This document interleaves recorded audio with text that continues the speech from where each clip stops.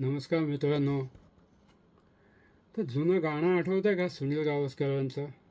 हे जीवन म्हणजे क्रिकेट, राजा हुकला तो संपला. इतकं छान गाणं आहे ते. आणि ते आपल्या रोजच्या आयुष्यामध्ये अगदी तंतोतंत लागू पडतं.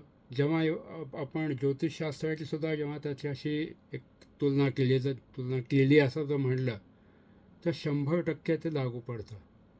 प्रत्येक महादशा, अंतर्दशा, प्रत्यंतरदशा ही एका गोलंदाजाप्रमाणे काम करत असते.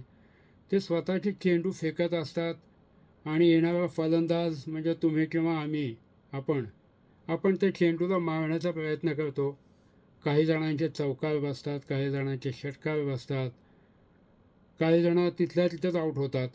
कारण त्याच्यासाठी जे अंगात कला पाहिजे ती कला प्रॅक्टिस केल्याशिवाय येत नाही. तुमच्या आयुष्यामध्ये आता कुठलीही महादशा असेल तर त्या महादशेच्या परिणामाप्रमाणे तो तुम्हाला तसे रिझल्ट द्यायला दिसू शकतात. पण जर तुमची कर्म चांगली असतील किंवा जर तुम्ही त्या महादशेला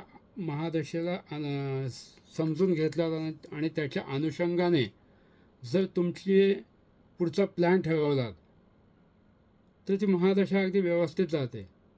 त्या महादशेचा जो गोलंदाज आहे तो तुम्हाला आऊट नाही करू शकणार. पण प्रॉब्लेम इथंच येतो की लोक स्वतःच्या अहमपणाने किंवा असं म्हणणारे सुद्धा लोक असतात जे की ज्योतिषशास्त्र म्हणजे थोथांड आहे, त्यांनी तर हे नक्की लक्षात ठेवावं की गोलंदाज म्हणजे प्रत्येक महादशा ही ठरवते की तुम्हाला परत पाठवायचं आहे का तुम्ही त्या फलंदाजी करत टिकणार आहात.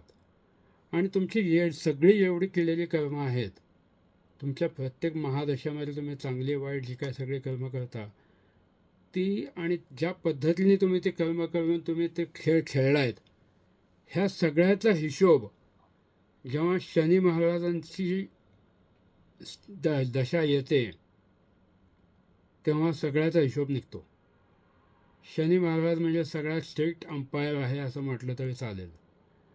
मग लोकांना आठवतं, अरे मी असं का केलं, तसं केलं, हे केलं, ते केलं.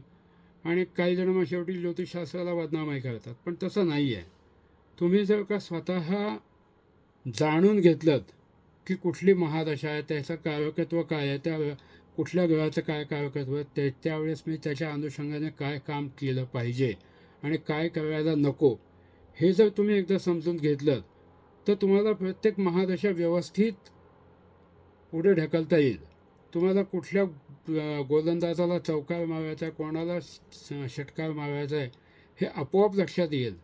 पण त्याच्यासाठी 2-3 गोष्टी महत्त्वाच्या आहेत. एक म्हणजे तुमचा सराव. असा सुद्धा म्हणता येईल की तुम्ही आज ज्या गोलंदाजाला फटके मारताय तर पुढे येणारा जो गोलंदाज असेल म्हणजे पुढची महादशा, त्याची तुम्ही आत्ताच तयारी करून ठेवलेली असते की काय पुढे माझे रिझल्ट मिळणार आहेत. तर त्याच्याकडे आठवणीने लक्ष द्या. शिवाय तुमच्या आयुष्यामध्ये अनेक प्रकारचे प्रसंग घडू शकतात. कारण गोलंदाज हा फक्त नुसताच क्रिकेटच्या पिचवर गोलंदाज टाकत असतो आणि तिथे एकच गोलंदाज असतो आणि एकच फलंदाज असतो. पण इथं जेव्हा तुम्ही फलंदाजीला उभ्या असता आयुष्यामध्ये, तेव्हा पुष्कळ गोलंदाज एकाच वेळी असतात. कोणाचा ऑफिसमधला बॉस असू शकतो, कोणाच्या घरी प्रॉब्लेम असू शकतात, कोणाचे काय असू शकतं. आणि या सगळ्या प्रॉब्लेम्सचा फेस करण्यासाठी त्या फलंदाजाला तयार असावं लागतं. आता तो तयार कसा होईल, तर जसं मगाशी म्हटलं तसं की त्या ग्रहाचं कारकत्व, तुमची लग्न राशी, तुमची जन्मराशी, ह्या सगळ्या गोष्टी जेव्हा तुम्ही समजून घ्याल, ज्योतिषशास्त्राचा गाभा थोडासा समजून घ्याल, तर तुम्ही कुठल्याही गोलंदाजाला अगदी सहज मारू शकता. चौकार षटकार काय नाही झालं तर प्लेट तर मारू शकता आणि तिथून निघू शकता.